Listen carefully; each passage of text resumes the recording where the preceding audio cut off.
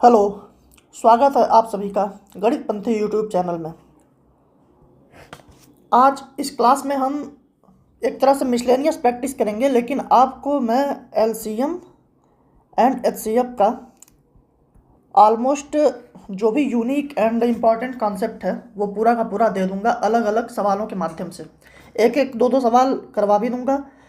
अगर आपको और भी क्वेश्चंस की प्रैक्टिस चाहिए होगी या नहीं समझ में आएगा तो आप कमेंट सेक्शन में बताइएगा। लेकिन आपको एक क्लास में मैं पूरा एलसीएम एचसीएफ जितना एग्जाम में पूछ सकते हैं, मतलब नॉर्मली तो आप निकाल सकते हैं, लेकिन जो क्वेश्चंस यूनिक हैं जो आ जाएँ तो कई बार प्रैक्टिस के अभाव में नहीं हो पाते हैं या फिर रिवीजन से मिस हो जाते हैं, वो सब कुछ मैं इसमें करवा दूंगा। तो बने रहिएगा, मज़ा आएगा आपको ये क्लास करके। हर क्वेश्चन रोकिए, ट्राई कीजिए, फिर देखिए, और जो कॉन्सेप्ट मैंने 2-3 बताए हैं उसको नोट डाउन कर लीजिए। तो शुरू करते हैं। पहला क्वेश्चन आप देख पा रहे हैं, दो संख्याओं का योगफल 50 है और उनका गुणनफल 525 है। दोनों संख्याओं का लसा ज्ञात करें। ठीक है। अच्छा, आपको पता है लसा मसा का कॉन्सेप्ट क्या होता है? लसा मसा का कॉन्सेप्ट ये होता है, अगर दो नंबर्स दिए गए हैं, जैसे कि एक कोई नंबर हो a इंटू बी इंटू सी और दूसरा कोई नंबर हो b इंटू सी इंटू डी, अगर इन दोनों का HCF निकालना हो। HCF का मतलब क्या होता है ना, निचोड़ लो।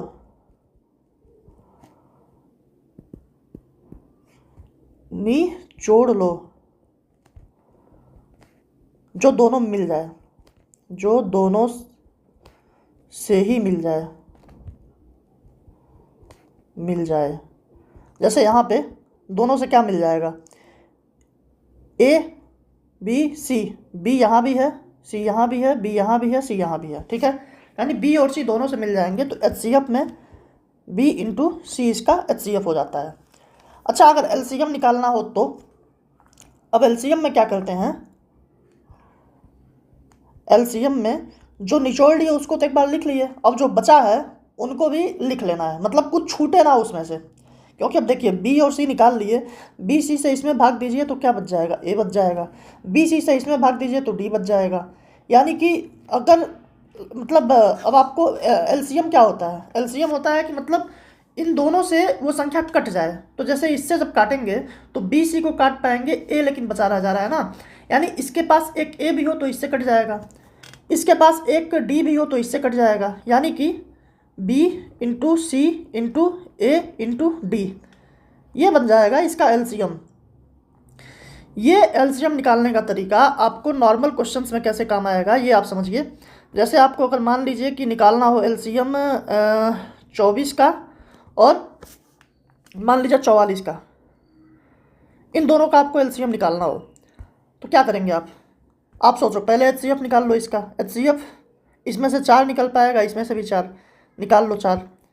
अच्छा, अगर देखो आप HCF भी निकालने के लिए एक बार में आप नहीं निकाल पा रहे हो, मान लो ये छोटा है बड़ा रहेगा, मान लो इसमें से आपको 2 ही दिख पा रहा है, 2 निकाल लिए, 12 बच गया, 22 बच गया, 2 और निकल सकता है तो यहाँ 4 हो गया, 6 बच गया और 11 बच गया। अब कुछ नहीं निकल सकता है। ये स्टेप मैंने इसलिए बताया कुछ अगर बड़ा हो तो निकालने के लिए, नहीं तो आप डायरेक्ट ऐसे करोगे। यहाँ से जो मैक्सिमम आपको दिख पा रहा है 4 4 24, 4 1 रहेंगे, ये आपका HCF निकल गया। अब LCM क्या होगा, 4 निकला ही था, 6 और 11 जो अंदर थे, जैसे यहाँ पे देखिए, यहाँ पे जब हम लिखे थे A इंटू बी इंटू सी और B इंटू सी इंटू डी, इन दोनों में से जब B इंटू सी हम निकाल लिए थे, B इंटू सी हम निकाल लिए थे तो अंदर क्या बच गया था, A बच गया था और D बच गया था। अब B इंटू सी इंटू ए इंटू डी कर लिए थे, सेम चीज़ यहाँ पे 4 निकाल लिए हैं तो अंदर क्या बच गया, 6 और 11। 6 और 11 को भी अगर गुणा कर देंगे इसमें तो 11 छक्का 66 और चौके 6 चौक 24, 240, 6 चौक 24, 264, 264, ये बन जाएगा LCM। ये LCM निकालने का सबसे सुंदर तरीका होता है। कहीं से आप देख लो, 120 हो, 144 हो, आपको निकालना हो मतलब HCF पहले निकालेंगे, आप देख पाओ कितना से कट पा रहा है, 24 से कट जा रहा है, 24 25 120 और 24 छक्के। अब 5 6 में से तो कुछ मिलेगा नहीं, यानी कि ये हो गया HCF और LCM क्या हो जाएगा, 24 इंटू 5 इंटू 6, 720।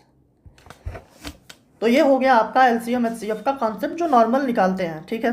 अब आते हैं इस सवाल पे। क्या बोला है, दो संख्याओं का योगफल 50 है, उनका गुणनफल 525 है, दोनों संख्याओं का लसा ज्ञात करें। अच्छा ठीक है, गुणनफल बोल रहा है 525 है, इसका आप निकाल लीजिए गुणनखंड। गुणनखंड आप निकालेंगे तो क्या होगा, काटिए। सबसे पहले किससे कटेगा, किसी से भी काट सकते हैं, लेकिन सहूलियत के लिए छोटे से ट्राई करते हैं, लेकिन बड़े से भी काटिए, कोई दिक्कत नहीं है। मैं कहता हूँ 25 से ही काट लीजिए, क्या दिक्कत है। 25 दूनी 50, 25 सेकंड में 25, 3 7 21 और 7।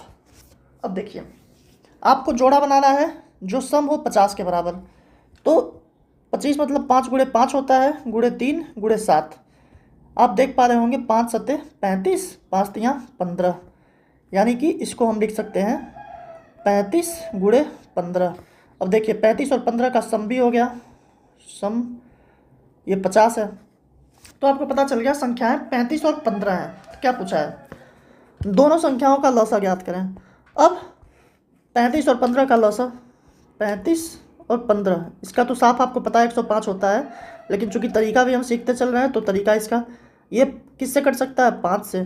अंदर 7 और अंदर 3। अब लौसा निकाल, ये 5 तो एचसीएफ हो गया, लौसा निकालेंगे तो 5 7 35 यहाँ 105। ये आपका आंसर हो गया। ये हो गया पहला सवाल। हम सवालों के माध्यम से ही कॉन्सेप्ट पूरा सीख डालेंगे, कोशिश ये कर रहा हूँ मैं। अच्छा अब ये देखिए, दो अलार्म घड़ियों में 144 सेकेंड तथा 120 सेकेंड के नियमित अंतराल पर अलार्म बजती है। यदि वे पहली बार एक साथ अपराह्न 6 पर बजती हैं तो वह अगली बार एक साथ कब बजेंगी। देखिए मामला क्या है, ऐसे टाइमलाइन मान लो कुछ चल रहा है, ये बज गया मतलब 144 सेकेंड पे, ठीक है, ये बज गया 120 सेकेंड पे, ठीक है। अब क्या होगा, ये सेम चीज़ आगे फिर जाएगा और 144 सेकेंड पे बजेगा, ये सेम चीज़ आगे और जाएगा और कुछ 120 सेकेंड में फिर बजेगा। ऐसे जाते जाते जाते जाते एक टाइम क्या आएगा कि ये दोनों एक साथ बज रहे होंगे। तो ये समय कब आएगा, जब 144 का पहाड़ा पढ़ने पर कोई संख्या आ रही हो और सेम पहाड़ा 120 पढ़ने पर भी आ जाए, कितनी भी बार में बस आ जाए तभी होगा। तो इससे भी कट जाए छोटी संख्या, मतलब कोई पहली संख्या, मतलब पहली ही संख्या सबसे छोटी संख्या जो 144 से भी कट जाए और 120 से भी कट जाए। तो छोटी से छोटी संख्या अगर दो संख्याओं से काटने की बात की जाए तो हम एलसीएम निकालते हैं। तो यहाँ पे 144 और 120 का एलसीएम निकाल देंगे, 144 और 120 का एलसीएम निकाल देंगे। किससे कटेगा, 24 से कटेगा। 24 छक्के और 24 बच्चे, यानी कि 24 गुणे 6 गुणे 5, मतलब क्या हो गया, 6 5 30, 24 3 72, 720 सेकेंड। 720 सेकेंड मिनट में कितना होता है, 720/60, एक मतलब 60 सेकेंड में 1 मिनट, तो कितने मिनट आएंगे, 12 मिनट। 6 बजे बजा था तो 6:12 पे बच जाएगा, बात खत्म। ऐसे सवाल में हमेशा एलसीएम निकालते हैं। अच्छा अब ये देखिए, एक दुकानदार के पास विभिन्न गुणवत्ताओं वाले 3 तेल हैं। पहले गुणवत्ता वाला 506 लीटर, दूसरी गुणवत्ता वाला 529 लीटर और तीसरी गुणवत्ता वाला 575 लीटर है। समान आकार की बोतलों की न्यूनतम संभव संख्या ज्ञात कीजिए जिसमें विभिन्न गुणवत्ता वाले विभिन्न तेल को बिना मिले भरा जा सके। मतलब क्या हो रहा है, मान लो एक लोगों के पास कुछ 12 टापी हो, एक के पास 18 हो, एक के पास 24 हो। ऐसा बोला जाए कि अलग अलग लाइन में सबको लगाना है और एक टाइप की एक ही टॉफ़ी एक लाइन में आएगी, मतलब एक टाइप की टॉफ़ी ही एक लाइन में आएगी और लाइन की न्यूनतम संख्या रखनी हो, मतलब ऐसे आप समझो। तो आप ये बताओ, अगर इसमें से आप मान लो 12 को एक लाइन में लगा दो, इसमें से अगर 12 को फिर अलग लाइन में लगाओ तो 6 बच जाएगा, तो 6 को आप कहीं लगा नहीं पाओगे। इसमें से 12 मान लो 2 लाइन लगा दिए चल जाएगा, लेकिन इसमें से 6 बच गया तो 6 को आप लगा नहीं पाओगे, ठीक है। अच्छा इसके आधार पे कुछ सोचो, 9 की लाइन लगा दो तो इन दोनों से नहीं लगा पाओगे। कहने का मतलब क्या है, ऐसे केस में एक ऐसी संख्या हमको चाहिए ना जो जिसमें इसको भी बराबर बांटा जा सके, जिसमें इसको भी बराबर बांटा जा सके, जिसको इसमें भी बांटा जा सके। तो कभी भी किसी चीज़ को कुछ ग्रुप्स में बांटना होता है तो हम भाग देते हैं। जैसे 20 टॉफ़ी को 4 लोगों में बांटना है तो 4 से भाग देते हैं तो 5-5 टॉफ़ी आती है, ठीक है। अब यहाँ पे न्यूनतम पंक्ति चाहिए, तो एक पंक्ति में मतलब एक, अब यहाँ देखिए एक हाँ मैंने अभी पंक्ति पे उदाहरण दिया ना, एक पंक्ति में तो आपको ज़्यादा से ज़्यादा लोगों को व्यवस्थित करना पड़ेगा। ऐसे में आप क्या करेंगे, आप देखेंगे कि कौन सा ऐसा हाईएस्ट कॉमन फैक्टर है जो इन तीनों को काट दे। तो बेसिकली हम क्या करेंगे, इन तीनों का HCF लेंगे। तो तीनों का HCF कैसे लेंगे, HCF के बारे में एक बात होती है, कभी भी HCF जो है ना इन दो संख्याओं के अंतर से बड़ा नहीं होता है, अंतर से बड़ा नहीं होता है और या तो अंतर ही HCF होता है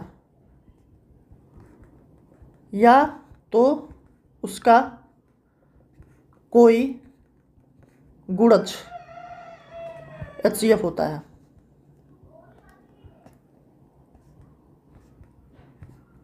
अब यहाँ पे आप देखिए 6, इसका भी 6, यानी कि 6 जो है ना यही इनका HCF है। अब यानी कि 6 की पंक्ति में बांटनी हो तो 2 पंक्ति इसको मिल जाएगी, 3 पंक्ति इसको मिल जाएगी, 4 पंक्ति इसको मिल जाएगी, बराबर बराबर सब एक पंक्ति में आ गए। ये 2 एक क्वालिटी के, ये 3 एक क्वालिटी के और 1 4 एक क्वालिटी के। सेम यही कॉन्सेप्ट हमें इस क्वेश्चन में भी लगाना है। इस क्वेश्चन में क्या है, 506 लीटर, 529 लीटर और 575 लीटर। अंतर निकालिए। अंतर निकालते टाइम भी ध्यान रखिए, सबसे पहले छोटे वाले का अंतर निकालिए। तो 575 529 में ज़्यादा अंतर दिख रहा है, 506 और 529 में देखिए, 506 और 529 में आप अंतर देखिए, 23 का अंतर है। तो एक तो HCF इस 23 से बड़ा नहीं होगा, पहली चीज़। दूसरी चीज़, इस 23 ही होना चाहिए। अब 23 का तो कोई गुणनखंड होता नहीं है। अगर अभाज्य संख्या है तो निश्चित तौर पे यही होगा, या तो फिर नहीं होगा उसका HCF, एक ही होगा। ठीक है, 23 से इसको काट के देखते हैं, 506 को, 506 बट्टे 23, 23 दूनी 46, 4 23 दूनी 46 यानी कि 22। अब हम ये कह रहे हैं ना कि 23 लीटर हम रखेंगे बॉटल में, तो 22 बॉटल यहाँ लग जाएगी। ठीक है, अब 529 बट्टे 23 आपको पता है स्क्वायर होता है, तो 23 बॉटल यहाँ लग जाएगी। अब 575 बट्टे 23 बराबर आपको पता है 23 दूनी 46, 23 बच्चे 115, 25 बॉटल यहाँ लग जाएगी। अब कितना हो गया, 23 22 45 और 25 70 बॉटल। 70 बॉटल की आवश्यकता पड़ेगी और एक बॉटल में 23 लीटर भरा जाएगा। ठीक है, ये कॉन्सेप्ट एक क्वेश्चन आपको इसलिए मैंने बता दिया, इस पर अगर आता है क्वेश्चन, डेफिनेटली इस पर क्वेश्चन आ जाता है, पूछते हैं, मतलब ज़रूरी नहीं है कि हमेशा आएगा ही, लेकिन आएगा। ठीक है, चलिए आगे आते हैं। जब एक धनात्मक संख्या n को 9 से विभाजित किया जाता है तो शेषफल 2 बचता है। अच्छा, 9 से विभाजित करने का सबसे बड़ा कॉन्सेप्ट क्या होता है पता है, जैसे कि 15 है, 9 से डिवाइड किया, शेषफल 6 आया। 9 की डिविजिबिलिटी रूल में ये कहते हैं कि संख्या के अंकों का योग 9 से डिवाइड होना चाहिए। ठीक है, तो अगर अंकों का योग 9 से नहीं डिवाइड हो रहा है तो अंकों के योग को ही 9 से डिवाइड कर दो, जो शेषफल आएगा वही शेषफल बचता है यहाँ पे। अब जैसे यहाँ पे देखिए 5 1 6, 9 से 6 को डिवाइड करेंगे, 6 शेषफल बचेगा। आप वो भी छोड़ दो, 2 4 3, 4 2 7 3 10, 4 2 6 3 9, ये नहीं रखो, 244 रख दो। इसको आप 9 से डिवाइड करो, शेषफल देखो क्या आता है। 9 से 244 को डिवाइड करो, शेषफल क्या आता है, 9 दूनी 18, 6 4 9 7 63 1। अब आप सेम चीज़ यहाँ पे देखो, 4 2 6 4 10, 10 को अगर 9 से डिवाइड करो तो रिमाइंडर क्या आता है 1, यानी संख्या के अंकों के योग को भी कर दो डिवाइड, बात वही रहती है। ठीक है, अब यहाँ पे क्या है, n को 9 से विभाजित किया जाता है तो शेषफल 2 बचता है। अब आप यहाँ पे देखिए, यहाँ पे आप अगर कुछ भी नहीं कॉन्सेप्ट जानते हैं तब तो ठीक है, आप ऐसे भी देख लीजिए, 9 को 9 से विभाजित कर रहे हैं, शेषफल 2 बच रहा है, तो आप 11 ले लीजिए। 11 को 9 से विभाजित करते हैं, शेषफल 2 बचता है। फिर बोल रहा है उसमें 13, मतलब 13 n को इसी भाजक द्वारा 13 n, यानी कि 13 का इसमें गुणा कर दीजिए, फिर 9 से आप डिवाइड कर लीजिए। ठीक है, तो आप क्या कहेंगे, आप कहेंगे 11 3 33, 3 हासिल लगा 3, 11 11 11 3 14, 143 बट्टे 9, 4 3 7 1 8, यानी कि 8 ही शेष बच जाएगा। आप ऐसे निकाल सकते थे। अच्छा, ये अब आप समझो एक बात को, मैंने एक चीज़ आपको बताई थी पिछले क्लास में, 23 गुणे 45 अगर है और 23 बच्चे 115, 5 हासिल लग गया 11, 23 चौक के 92 और 11 103, 1035 अगर ये है तो जो डिजिटल सम होता है मतलब 2 3 5 5 4 9, 9 बच्चे 45, 45 में 9, 3 1 4 5 9, ये दोनों तरफ बराबर होता है। यानी कि अगर यहीं से अब हम यहाँ से क्या कर रहे थे, इसका डिजिटल सम निकाल के 9 से देख रहे थे, तो ये काम यहाँ भी तो कर सकते थे। 1 1 2 3 1 4, 4 गुणे 2 बराबर 8, यहीं से हम बता सकते थे रिमाइंडर 8 होगा। बेसिकली हमें कुछ नहीं करना था, हमें ये पता चल रहा था कि n को 9 से विभाजित करने पर शेषफल 2 आ रहा है, तो हम बस ये देख लेते कि 13 को 9 से विभाजित करने पर कितना आएगा, 4 आएगा और इसका 2 आएगा, तो 4 और 2 बराबर 13 यानी में 8 आएगा। ये आपका आंसर हो जाता। ये कॉन्सेप्ट है। अगर आपको इसमें ज़रा भी दिक्कत हो तो आप कमेंट सेक्शन में बताइए, मैं रिमाइंडर थ्योरम को भी क्लैरिफाई करने की कोशिश करूँगा नेक्स्ट क्लास में। बेसिकली तो मैंने बता दिया बेसिक स्ट्रक्चर क्या है, बेसिक चीज़ क्या होती है, ये मैं बता दिया आपको। डिजिटल सम भी आप नॉर्मल समझते चल रहे हैं, ठीक है। अब देखिए, जब एक धनात्मक संख्या n को 13 से विभाजित किया जाता है तब शेषफल 11 बचता है। n 13 से विभाजित किया, रिमाइंडर आ गया 11, ठीक है।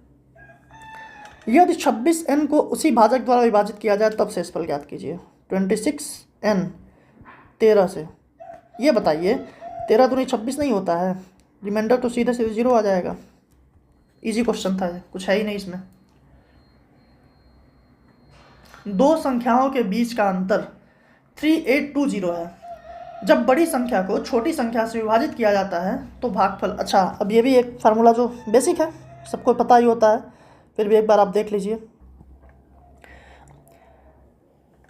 दो संख्याओं के बीच का अंतर 3820, फार्मूला जो मैं बता रहा हूँ वो क्या है, मतलब भाग का स्ट्रक्चर क्या होता है। यहाँ होता है भाजक, यहाँ होता है भाज्य, यहाँ होता है भागफल और यहाँ होता है शेषफल, ठीक है। तो इसका अगर इसमें गुणा कर दें और इसको जोड़ दें तो आ जाता है क्या, भाज्य, ठीक है। मैं क्या कह रहा हूँ, यहाँ पे 3820 है ना, 3820 दोनों संख्याओं के बीच का अंतर, मान लो बड़ी संख्या a है छोटी संख्या b है, तो इसका अंतर है 3820, यानी a बराबर 3820 प्लस b, ये आपको पता है, ठीक है। अब छोटी संख्या से विभाजित किया जाता है बड़ी संख्या को, तो छोटी संख्या यानी कि छोटी संख्या क्या आएगी, यहाँ आएगी, बड़ी संख्या यहाँ आएगी और भागफल शेषफल यहाँ आएगा।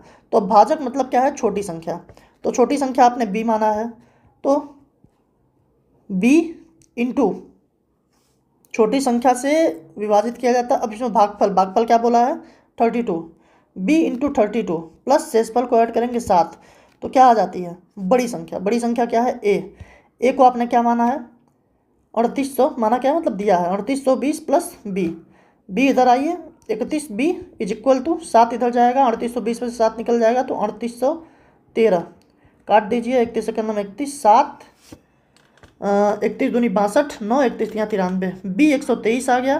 पूछा है बड़ी संख्या तो 123 इसमें ऐड कर देंगे, क्या आ जाएगा 3 4 8 1 9 3, 3943 आंसर हो जाएगा, ख़त्म। चलिए अब आते हैं इस पे। अभी लसा मसा का कॉन्सेप्ट मैंने बताया, बस वही यहाँ पे इम्प्लीमेंट होगा, देखते हैं कैसे। तीन संख्याओं 35 85 तथा k, तीन संख्या क्या क्या है 35 85 k, ठीक है। एलसीएम 7735 है। अच्छा एलसीएम देखिए क्या है 7735, इसको एक बार करके देख लेते हैं, इसका फैक्टर लिख लेंगे। 5 से 5 एक नम 5 2, 5 पच्चे 25 2, 5 चौक 20 3, 5 सत्ते 35, फिर किससे जाएगा 7 से, 7 दूनी 14 1, 7 दूनी 14 और 7 एक नम 7, अब किससे जाएगा? 11 से नहीं, 11 से नहीं जाएगा। किससे जा रहा है ये? 13 एक नम 13, 13 से 13, 13 एक नम 13 और 9, 13 सत्ते 91 और अब 17 से।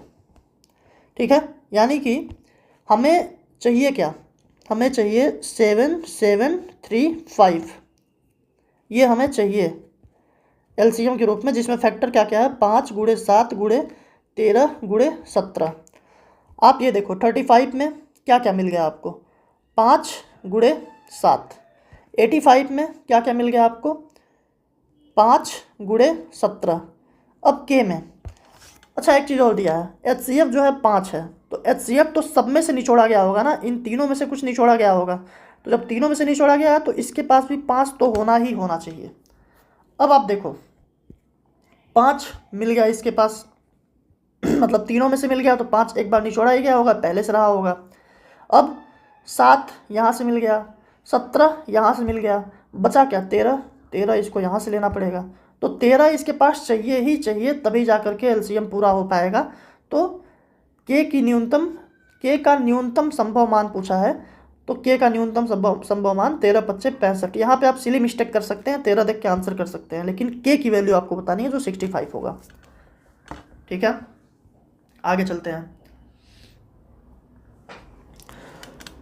दो संख्याओं ए तथा बी का एचसीएफ 12 है, अन्य दो संख्याओं सी व डी का एचसीएफ 15 है। अब आप देखो ए बी में से निचोड़ लिया गया होगा एचसीएफ इसका 12, सी डी में से निचोड़ लिया गया होगा इसका एचसीएफ 15, और कोई और अन्य संख्या होगी ई एफ, इसमें से इसका एचसीएफ निचोड़ लिया गया होगा 18। यानी कि ये 12 जो है ए में रहा होगा, बी में रहा होगा मैक्सिमम, ये 15 सी और डी में रहा होगा मैक्सिमम, ये 18 ई और एफ में रहा होगा मैक्सिमम। ठीक है, आपसे पूछा है तो सभी संख्याओं का एचसीएफ। अच्छा ये बताओ 12 इन दोनों में रहा होगा, 15 इन दोनों में रहा होगा, तो इन दोनों में ऐसा क्या है जो इन सब में मिल सकता है? तो आप सिंपली कह सकते हैं 3। तो 12 15 और 18 इन तीनों को जो काट पाए, मतलब इन तीनों का एचसीएफ आप निकाल दो, एचसीएफ वो आ जाएगा 3। तो 3 डेफिनेटली आप कह सकते हैं कि इनमें भी मिल जाएगा, इनमें भी, इनमें भी, सब में मिल जाएगा। ठीक है, क्योंकि इसका गुणनखंड 3 इंटू 4, इसका गुणनखंड 3 इंटू 5, इसका गुणनखंड 3 इंटू 6, तो 3 एक ही 3 इसमें, एक ही 3 इसमें, 3 यानी कि सब में होगा, तभी 3 एक बार मिल जा रहा है, तो एचसीएफ इसका 3 हो जाएगा सबका मिला के। अब देखिए ये, यदि दो संख्याओं का एलसीएम 720 है तो संख्याओं के ऐसे कितने जोड़े संभव हैं? फार्मूला देख लीजिए इसके लिए। फार्मूला एक होता है, फार्मूला क्या होता है, तरीका है, बहुत लंबा सा तरीका है, वो आप कर सकते हैं लेकिन ज़रूरत नहीं है। जो इसका एलसीएम है, एलसीएम को जब हम बांटते हैं किस रूप में? ए के पावर पी गुणे बी के पावर सी गुणे पी क्यू गुणे सी के पावर आर। आगे अगर कुछ और हो तो आगे और भी कुछ कर सकते हैं, लेकिन जनरली 3 में आप फार्मूला बना सकते हैं। आगे अगर और रहेगा डी पे पी क्यू आर एस रहे, ऐसे करके और भी आगे रह सकता है। जैसे कोई अगर संख्या हो जिसमें 3 से अधिक उसके अभाज्य गुणनखंड मिल रहे हों, उसकी बात कर रहे हैं। ठीक है, अब यहाँ पे आप देखिए फार्मूला क्या है। फार्मूला ये है कि 2p + 1, 2q + 1, 2r + 1, टोटल के +1। अच्छा अब यहाँ पे देख लीजिए, अगर और भी रहे तो और भी ऐसे लिख सकते हैं, टोटल के +1 अपान टोटल के अपान 2, टोटल का मतलब डिनोमिनेटर में 2। ये फार्मूला बेहद इम्पॉर्टेंट है एग्जाम के दृष्टिकोण से। अगर ऐसा क्वेश्चन आ जाए तो आप फंसेंगे नहीं। अब देखिए यहाँ पे क्या दिया है, 720, 720 को आप निकाल लीजिए। कैसे निकालेंगे? सबसे पहले आपको पता है कि ये 8 से ही काट लीजिए, 8 9 72 90, 2 से भी छोड़ दो और आसान करो, सीधा इसको 9 से ही काट लो, 9 9 90। अब बचा 2 बच्चे 10 और 5। ठीक है, यानी कि 2 के पावर कितना हो गया, 8 में 3 यहाँ है 1 यहाँ, 2 के पावर 4 गुणे 3 के पावर 2 गुणे 5 के पावर 1। अब इस फार्मूले के अनुसार निकालिए। क्या बोला है, ऐसे कितने जोड़े संभव हैं।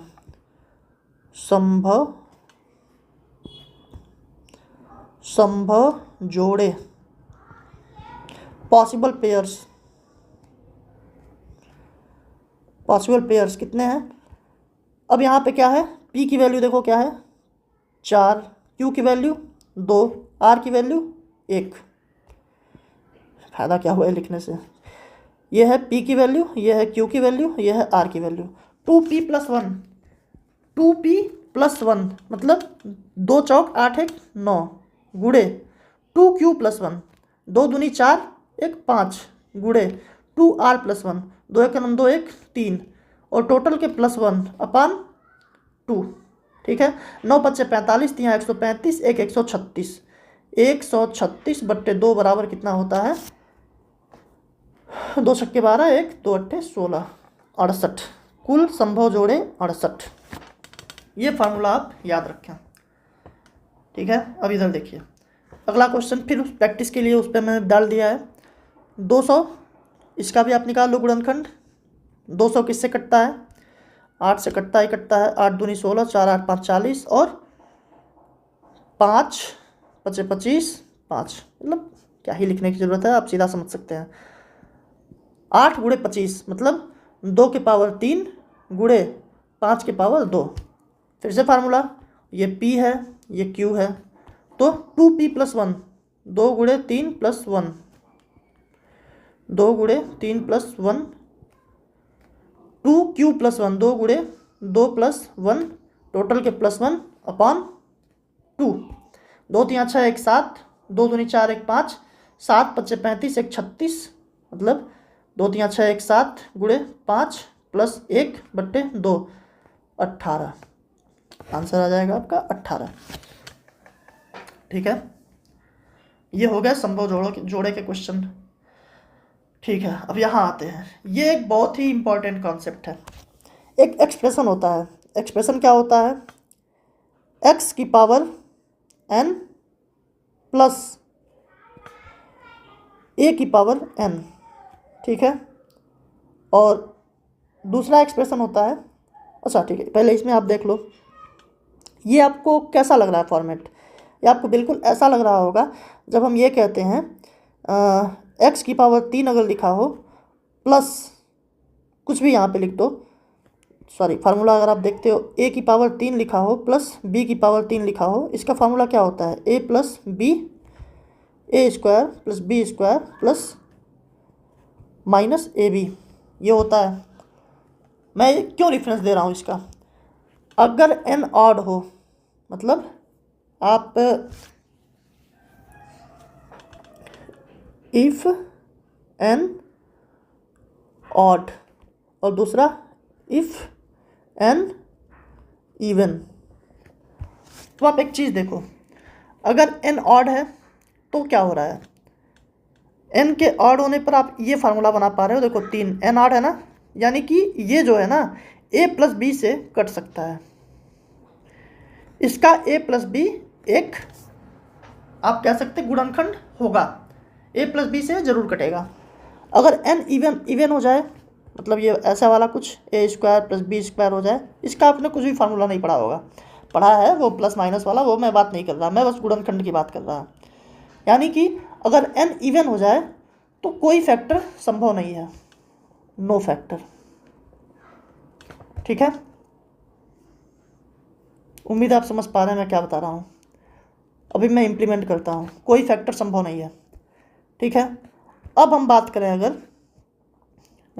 x की पावर n माइनस a की पावर n, इसकी अगर हम बात करें तो फिर से वाला फार्मूला आप एक बार देख लो, a cube minus B cube में क्या होता है, a माइनस बी होता है और a square plus B square plus A B होता है नो डाउट। यानी कि a माइनस बी से तो ये कट ही रहा होगा, ये a माइनस बी से तो कट ही जाएगा। ठीक है, और मतलब अगर n ऑड है तो देखो 3 ऑड है तो a माइनस बी से तो कट ही जाएगा, इवन होने पे यहाँ भी कोई फार्मूला नहीं मिलता। अब आप बताओ, नहीं सॉरी, ये प्लस होने पर यहाँ भी कोई फार्मूला नहीं मिलता, क्या बोल रहा हूँ, नहीं सॉरी, हाँ इवन होने पर, अब देखो इवन होने पर, इवन अगर हम देखें तो क्या होगा, ए स्क्वायर माइनस बी स्क्वायर आपने पढ़ा होगा, इसका जो फार्मूला होता है ए प्लस बी और ए माइनस बी। इट मीन्स अगर ये इवन हो जाए n तो ए प्लस बी से भी कट जाएगा, ए माइनस बी से भी कट जाएगा, तो ऐसे केस में इसके दोनों फैक्टर हो जाएंगे, क्या क्या, ए प्लस बी भी और ए माइनस बी भी। ठीक है, ये रेफरेंस के लिए मैंने लिखा, आप इससे आप समझ पाएंगे कि ये मैं बताना क्या चाहता था। ये आप बिल्कुल याद रखिए, हमेशा हर केस में आपको बहुत अलग अलग केसेज में काम आएगा। अगर एक दो क्लास में मैं रिमाइंडर थ्योरम का भी कुछ क्वेश्चन लाऊंगा, वहाँ भी इसका इम्प्लीमेंट करके आपको दिखाऊंगा। अब यहाँ पे आप देखिए, यहाँ पे इसका यूज कैसे कर सकते हैं। देखिए, पहले तो आप ये सोचो कि इन दोनों में से कोई एक कॉमन फैक्टर अगर निकालना हो तो क्या निकल सकता है। 3 के पावर 285 है, तो 5 में कुछ गुणा करके कर सकते हैं, और ये 35 है तो 5 में कुछ गुणा करके कर सकते हैं। इसको आप देखिए कैसे लिख सकते हैं, 3 के पावर 5, ठीक है, पावर का पावर में गुणा होता है, तो इसके पावर कितना हो जाएगा, 5 पचे 25, 3 5 सत्ते 35, ठीक है, ये हो गया -1।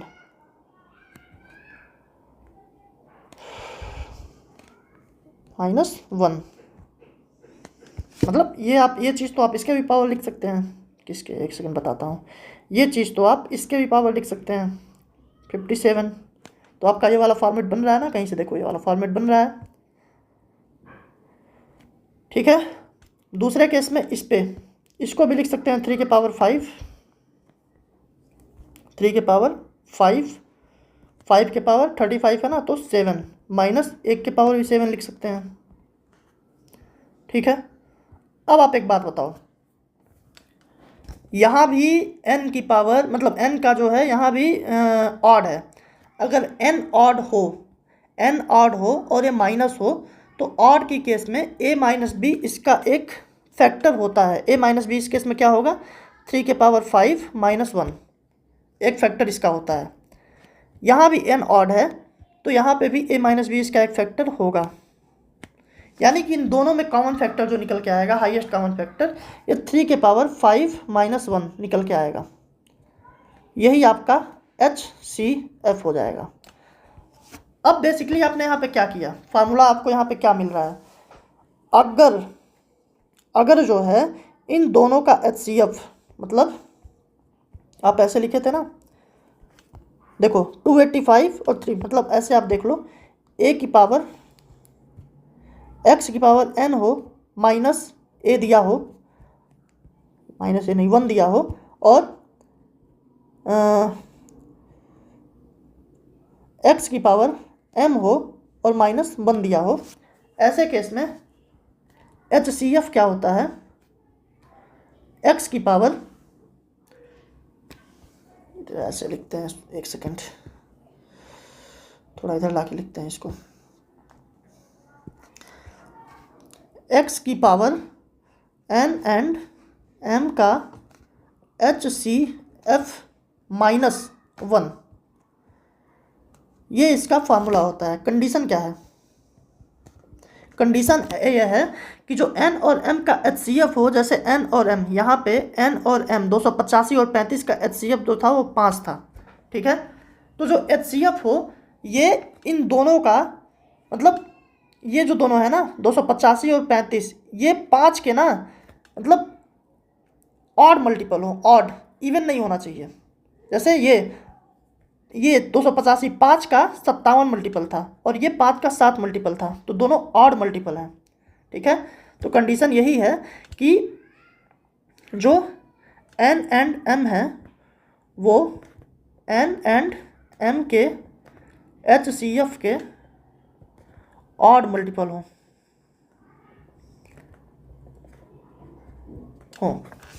तब जा करके आपको कुछ नहीं करना है, आप ये सब भूल जाओ। जैसे ही आपको एक क्वेश्चन दिखाई दे, आप 285 का 35 का HCF निकालो, आएगा 5, 3 की पावर 5 चढ़ाओ, -1 कर दो, यही HCF हो जाएगा। इसको क्या बोलते हैं? 3 त्रिका 9, 9 81, 243 में से एक निकल जाएगा तो 242 आंसर हो जाएगा। लेकिन ये चीज़ एकदम बारीकी से याद रखिए, बहुत काम आएगा। ये मुझे समझाना था आपको, ये बहुत ही इंपॉर्टेंट कॉन्सेप्ट है। और यहाँ पे गलती मत करिएगा, ऐसा ना हो कि 3 की पावर अगर ऐसे दे देना, मान लो आप 3 की पावर 20 दे दे, -1 दे दे, और 3 की पावर 60 दे दे, -1 दे दे, ठीक है? तो ऐसे में आप क्या करोगे? 60 नहीं, यहाँ पे आप ऐसे ले लो कि यहाँ पे ये ले लो, 70 ले लो, इसको 70 ऐसे अगर देते तो आप क्या करोगे? लिखने को तो यहाँ पे भी आप लिख पाओगे। इन दोनों का HCF ले लिए, पता चला 10, ठीक है, और आपने बोल दिया -1। ये गलत हो जाएगा। क्यों गलत हो जाएगा? क्योंकि आप इसको जब लिख पा रहे हैं 10 जो HCF मिल रहा है, तो आप 3 की पावर 10 के रूप में इसको जब लिखेंगे तो यहाँ 2 आ जाएगा, और यहाँ पे 10 की पावर 7 आएगा, तो यहाँ पे इवन आ गया। इवन 10 दूनी 20, 10 का इवन मल्टीपल हो गया 20, तो यहाँ पे ये चीज़ आप नहीं लगा पाएंगे, यहाँ पे आप गलत कर देंगे। इसलिए ये चीज़ ध्यान जरूर रखिएगा, यहाँ ऑड मल्टीपल होना ही चाहिए, ठीक है? तो टफ है, एक बार और देखिए तो समझ आ जाएगा, कोई बड़ी चीज़ नहीं है इसमें। बेसिकली आप बस इतना याद रखिए, ये जो मैंने बताया, इन दोनों का HCF निकालिए, वही उत्तर हो जाएगा। हाँ, ये थोड़ा सा अलग जगह से मैं क्वेश्चन पिक कर लिया, लेकिन अच्छा क्वेश्चन है इसलिए उठा लिया। कर लीजिए। 3 बर्तन जिनके आयतन क्रमशः 2 संबंधे 3 संबंधे 4 के अनुपात में हैं, वे स्पिरिट तथा जल से पूर्ण रूप से भरे हैं। पहले बर्तन में स्पिरिट व जल का अनुपात 4:1 है, दूसरे में 11:4 है, तीसरे में 7:3 है। तीनों मिश्रण को एक बड़े बर्तन में मिलाया जाता है। परिणामी मिश्रण में स्पिरिट तथा पानी का अनुपात क्या होगा? ठीक है, अब आप यहाँ पे क्या करोगे? यहाँ पे आप ऐसे देख लो, स्पिरिट, सबसे पहले ये आपको एक चीज़ ध्यान देना चाहिए, स्पिरिट जल यहाँ ऊपर जब दिया हो ना सब में, तो यहाँ भी देख लो स्पिरिट जल दिया हो, नहीं तो दिक्कत क्या हो जाती है, कई बार यहाँ उल्टा कर देता है तो सिली मिस्टेक हो जाती है, ठीक है? अब यहाँ पे आप देखो, स्पिरिट है, वाटर है, बर्तन 3 है, ए है, बी है, सी है, ठीक है? दूर दूर रखते हैं थोड़ा, बी है और सी है, ठीक है? पहले में क्या बोल रहा है? 4 संबंधे 1, यहाँ पे 4 संबंधे 1 है, दूसरे में 11 संबंधे 4 है, तीसरे में 7 संबंधे 3 है, ठीक है? कोई दिक्कत नहीं है। अच्छा, यहाँ पे टोटल कितना है? 5 यूनिट है। यहाँ पे टोटल कितना है? 15 यूनिट है। यहाँ पे टोटल कितना है? 10 यूनिट है। लेकिन बोला क्या है ना, तीनों का आयतन जो है ना, तीनों बर्तनों का 2, 3, 4 के अनुपात में है। अच्छा, 2, 3, 4 के अनुपात में कब कोई बन पाएगा? जब पहले तो उन तीनों को बराबर करें। जैसे कि मान लो हम बोल रहे हैं कि कुछ भी 3 आइटम हैं, तीनों में 2, 3, 4 के अनुपात में तीनों को लेना है, तो कोई सामान पहले तो इसको मान लो एक बाल्टी में रख दें, बाल्टी में रख दें, इसको भी एक बाल्टी में रख दें, इसको भी एक बाल्टी में, तो इससे 2 बाल्टी लेना, इससे 3 बाल्टी, इससे 4 बाल्टी। अगर बाल्टियाँ बराबर हैं तो 2, 3, 4 का अनुपात मिल जाएगा। लेकिन अगर मान लो बाल्टी ही छोटी बड़ी हो तो आप कैसे नाप पाओगे? तो पहले इन बाल्टियों को बराबर करो। बराबर कैसे करोगे? 5, 15, 10, यहाँ पे भी एलसीएम लेना है। एलसीएम लेना है तो कितना आएगा? 30। इसको 6 दे दो, इसको 2 दे दो, इसको 3 दे दो। अब ये बाल्टियाँ बराबर हो गई, ठीक है? बराबर होने के बाद अगला स्टेप क्या करेंगे? अब इसकी 2 बाल्टी, इसकी 3 बाल्टी, इसकी 4 बाल्टी, ये ले लिए। बस जो काम इधर किए ये इन सब में भी करना है। लेकिन यहाँ एक और छोटी सी बात है, ये जो एक्सटर्नल फैक्टर्स है ना, एक्सटर्नल फैक्टर्स को आप आपस में ख़त्म भी कर सकते हो, मतलब जो कट पाए, जो सब में मिल जाए। जैसे 2, 2, 2 दूनी 4, 3 दूनी 6, 3, 3, ठीक है? अब बचा कितना? इसमें 2 बचा, तो ये 4 दूनी, इसको कर दोगे 8, और ये हो जाएगा 2। इसमें क्या बचा? कुछ भी नहीं, तो 11, 4 चलेगा। इसमें क्या बचा? 10, मतलब 2 बचा हुआ है, तो 7 दूनी 14, 3 दूनी 6, ठीक है? अब क्या बोला है? एक बड़े बर्तन में मिलाया जा रहा है, तीनों को मिला दीजिए। अब इसको आप एक तरह समझ सकते हो आप, 5 दूनी 10 हो गया था, 15 हो गया था और 10 दूनी 20 हो गया था। मतलब 10 15 20, 5 दूनी 10, 5 तियाँ 15, 5 चौक 20, 2 3 4 का अनुपात देखिए मेंटेन हो गया था ना। ये मैं बताना चाहता था, एक्सटर्नल फैक्टर्स को छोटा कर लो। अब 4 बटे 32, 32 11 43, 43 और 14, सॉरी ये 8 आपने बना ही लिया है ना। 11 8 19, 19 और 14 33, संबंधे 2 4 6 6 12, मतलब 3 से 11 बार में, संबंधे 4 बार में, 11 संबंधे 4, आंसर खत्म। इतना ही काम था। बाकी मिक्सचर पे जितने भी कॉन्सेप्ट अलग अलग टाइप के क्वेश्चंस होते हैं मैं उनको कंपाइल करके करवाऊंगा 1 से 2 क्लास के अंदर। एक मशीन जिसमें 2 पहिए हैं, ये देखिए, ये बहुत ही, आप इसको देखिए, इसको लगाइए आप, अगर इसको आप लगा ले गए तो इसका मतलब है कि आप सोच पा रहे हैं, लंबा सोच रहे हैं आप। ये पूरा का पूरा सवाल बस सोच का सवाल है।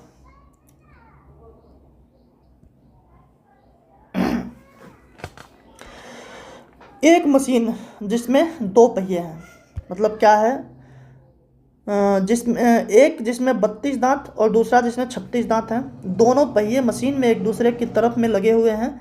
बड़ा पहिया 1 सेकंड में 64 चक्कर लगाता है। तब बताइए कि 10 घंटे में दोनों पहियों में 2 विशेष दांत कितनी बार एक साथ आएंगे। ये ऐसे वाला कुछ सिनेरियो है।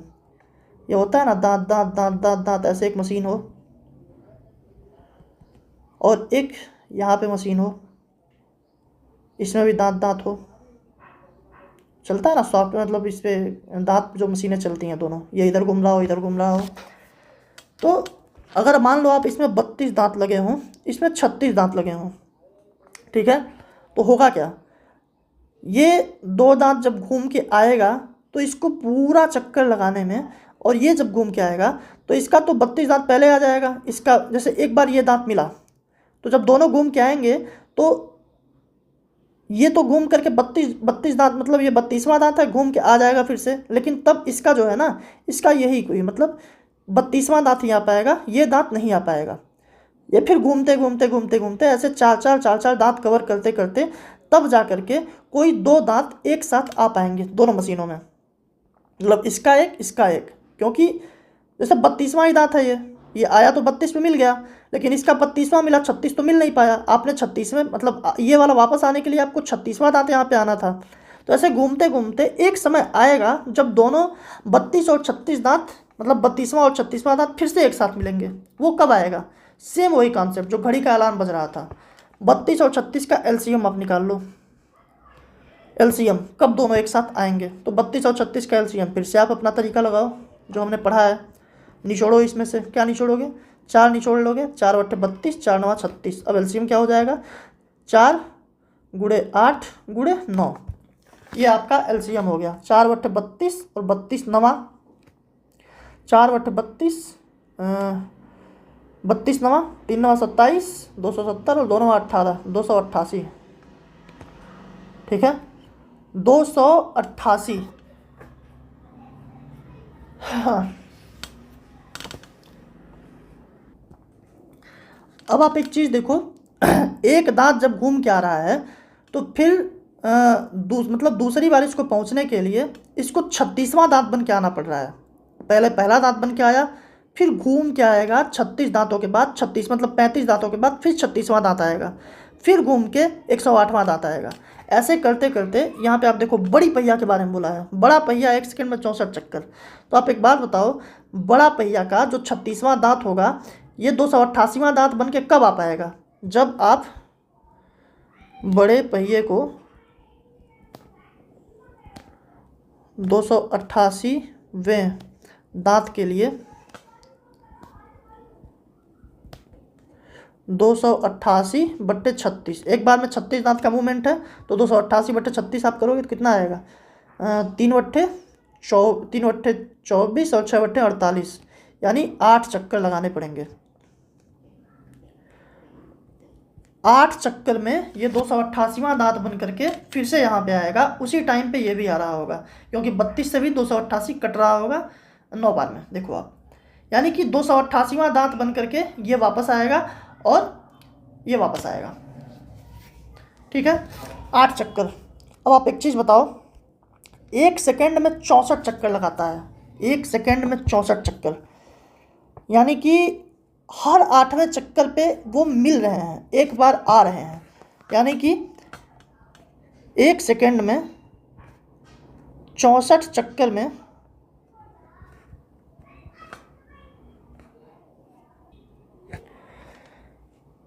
एक सेकेंड में 64 चक्कर में विशेष दांत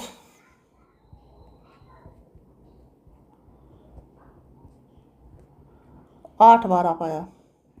ठीक है, अब मैं कह रहा हूँ 10 घंटे की बात किया है, 10 घंटे में। अब आप बताओ 10 घंटे में 60 मिनट होते हैं, 60 मिनट में 60 सेकेंड होते हैं, 1 सेकेंड में विशेष दांत 8 बार आता है, तो टोटल कितनी बार आएगा 10 घंटे में? ठीक है, घंटा, मिनट, सेकेंड और स्पेशल टीथ,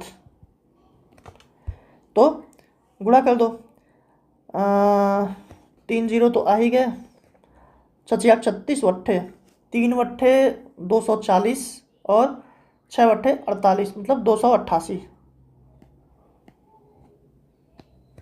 288, यही आपका आंसर हो जाएगा। ठीक है, मतलब मैं क्या कह रहा था, फिर से आप देख लो, 32 दांत इसमें, 36 दांत इसमें, दोनों तो मिल के ही चलेंगे ना, एक एक दांत पे एक एक दांत, एक एक दांत चलता रहेगा, तो ये 32 दांत जब तक पार करेगा तो इसका 32 दांत में, मतलब ये 32 दांत में ही ये वाला आके निकल गया। अब ये 36वां आएगा तो मिलेगा ही नहीं इसको, फिर ये घूम करके आएगा, फिर कहीं आ करके फिर इसका 32 दांत हो रहा होगा, फिर ये निकल जाएगा मिल के, मतलब मिल नहीं पाएंगे दोनों। मिलेंगे कब? जब दोनों बराबर, मतलब एक ऐसी संख्या हो जो दोनों बराबर टाइम पे काट पाए, मतलब एलसीएम आप निकाले 288 आया, मतलब 288वां दांत बनकर आ करके ये दोनों मिल पाएंगे। ठीक है, अब इस केस में 288वां के लिए जो बड़ी पहिया है उसके 288वें दांत के लिए 8 चक्कर लगाना पड़ रहा है और इसको 9 चक्कर लगाना पड़ रहा है, तो हम बात यहाँ 8 मतलब केवल बड़ी पहिया का कर रहे हैं। तो 288वें दांत के लिए 8 चक्कर बड़ी पहिया लगाई और दिया था कि 1 सेकेंड में 64 चक्कर लगाता है, तो 1 सेकेंड में 64 चक्कर और हर 8वें चक्कर पे मिल रहा है, तो 64 चक्कर में 8 बार तो मिल जाएगा। अब 8 बार अगर 1 सेकेंड में मिल गया तो 10 घंटे में 10 गुणे 60 गुणे 60 गुणे 8 288 बार मिल जाएगा। बहुत क्लियरली आपको समझ में आया होगा, मैं उम्मीद करता हूँ। ठीक है, आगे चलते हैं। हाँ, अब यहाँ पे आप देखो, माना n एक ऐसी बड़ी से बड़ी संख्या है जिससे यदि 1305, 4665, 6905 में भाग दिया जाता है तो प्रत्येक दशा में समान शेषफल बचता है, n के सभी अंकों का योगफल क्या होगा? बहुत ही खूबसूरत सवाल है और इस कॉन्सेप्ट पे 2-3 तरह के सवाल आते हैं। मतलब ऐसे जब दिया होता है तब बहुत सिंपल सी बात होती है कि आपको क्या करना है, समान शेषफल बचा रहा है। ठीक है, देखिए एक छोटी सी बात मैं बताता हूँ, अगर दो संख्या हो a एंड b, ठीक है, तो जो इसका अंतर होता है ना, a माइनस बी, मॉड ले लो, मतलब छोटे में से बड़ा, मतलब हमेशा बड़े में से छोटा घटा लो, जो इसका अंतर होता है ना, अंतर से दोनों संख्याओं में भाग देने पर समान शेष बचता है।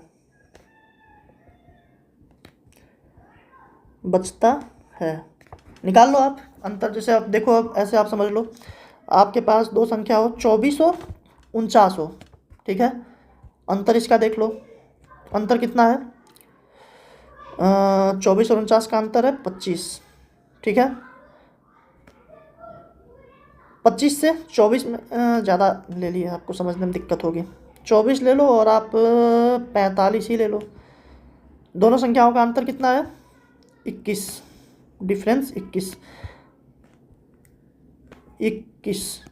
से आप अगर 24 में भाग दो शेषफल 3, 21 अगर 45 में भाग दो रिमाइंडर 3। ठीक, 39 या फिर 36 और 46 ले लो, अंतर 10, 10 से 36 में भाग दिए 6, 10 से 46 में भाग दिए 6। ये आपको समझ आ गया क्या मैं बताना चाहता था? अब आप एक चीज़ समझो, इतना इतना इतना भाग दिया जाता है तो प्रत्येक दशा में समान शेषफल बचता है, तब n के सभी अंकों का योगफल क्या होगा। ठीक है, यहाँ बोला है बड़ी से बड़ी संख्या। अब आप एक चीज़ देखना, जब हम बात कर रहे थे, मान लो 24 की बात की है और 28 की बात की है, तो इन दोनों का जो अंतर आया था वो 4 आया था। या फिर आप इसको ले लो, 24 ले लो और 48 ले लो, 48 ले लो, इन दोनों का अंतर 24 आया था। ठीक है, 24 से भाग दिए ये भी कट गया, 24 से भाग दिए ये भी कट गया, शेषफल 0 आया। ठीक है, नहीं, जो मैं समझाना चाहता हूँ, मेरे कहने का मतलब यह है, मैंने पहले आपको एक चीज़ समझाया था ना, दोनों का जो अंतर होता है वही HCF होता है या फिर उसका कोई गुणनखंड HCF होता है, मैंने ये बताया था। तो आप एक चीज़ देखो, आप इन तीनों का अंतर ले लो। सबसे पहले अंतर आप ले लो, अंतर लोगे तो क्या आएगा, 5 में से 5 निकल गया, मतलब एक बार आप ले लोगे 4665 माइनस 1305, क्या आ जाएगा 0। 6 में से 0 गया 6, 6 में से 3 गया 3, 4 में से 1 गया 3, फिर 4665 माइनस 1305, ये तो हो गया ना, 4665 माइनस 6905, मतलब अंतर निकालना है तो इसको कर लो, 6905 माइनस 4665 कितना आ जाएगा 0। 10 में से 6 गया 4, 8 में से 6 गया 2 और 6 में से 4 गया 2, फिर तीसरा निकाल लो अंतर, 6905 माइनस 1305, इसका अंतर निकालोगे तो 0 0, 9 में से 6, 9 में से 3 गया 6, 6 में से 1 गया 5। ये आपको तीनों का अंतर पता चल गया। ठीक है, हाँ, अब अंतर पता चल गया तो आपको ये पता है कि इसमें से ही कोई मौसम होगा, तो आपको ये रहता है कि मतलब अगर इनमें से ना कोई मौसम हो पाए तो इसका कोई गुणनखंड मौसम होगा। तो आप इन तीनों का भी HCF निकाल लीजिए, इन तीनों का कोई गुणनखंड आपको मिलेगा। अच्छा, आप इन तीनों का HCF, अब तीनों अलग अलग संख्या आप समझिए, इन तीनों का HCF निकालने के लिए मैंने क्या बोला, हमेशा सबसे छोटी वाली संख्या का वो करो, सबसे छोटी वाली संख्या का अंतर लो। तो 2240 और 3360, 3360 माइनस 2240 क्या आएगा 0 2 1 1, 1120। ठीक है, 1120, 1120 से ये भी कट रहा है, ये भी कट रहा है, ये भी कट रहा है, तो इन तीनों का HCF जो है ना ये 1120 हो जाएगा। 1120 से बड़ा नहीं हो सकता है, मैंने बताया था अंतर जो होता है वो कभी भी बड़ा नहीं होता है, यानी कि इन तीनों का जो गुणनखंड है 1120 है। अब मैंने बोला था कि अंतर, दो संख्याओं का अंतर या उसका कोई गुणनखंड, इन सब का HCF हो सकता है। तो 1120 ऐसी एक संख्या मिल गई जिससे इन तीनों में भाग देने पर समान शेषफल बचेगा। बेसिकली मैं ये बताना चाहता था A B C ऐसी 3 संख्याएं हों जिनमें बोला जाए कि कोई ऐसी संख्या हो बड़ी से बड़ी जिनसे इन तीनों को भाग करने पर समान शेषफल बचे, और वो संख्या ना दी गई हो तो आप हमेशा इन तीनों का अंतर निकाल लो परस्पर और उसका HCF निकाल लो। HCF निकालने का सबसे अच्छा तरीका अंतर से निकालो, आप और कोई तरीका मत लगाओ। तो अब यहाँ पे आपको HCF 1120 मिल गया, तो 2 2 4। अगला सवाल देखते हैं। अच्छा, ये देखिए, ये कॉन्सेप्ट, इसका आप स्क्रीनशॉट ले लीजिएगा। दो संख्याओं का महत्तम समापवर्तक कभी भी उनके अंतर से बड़ा नहीं हो सकता, मैंने पहले बता दिया।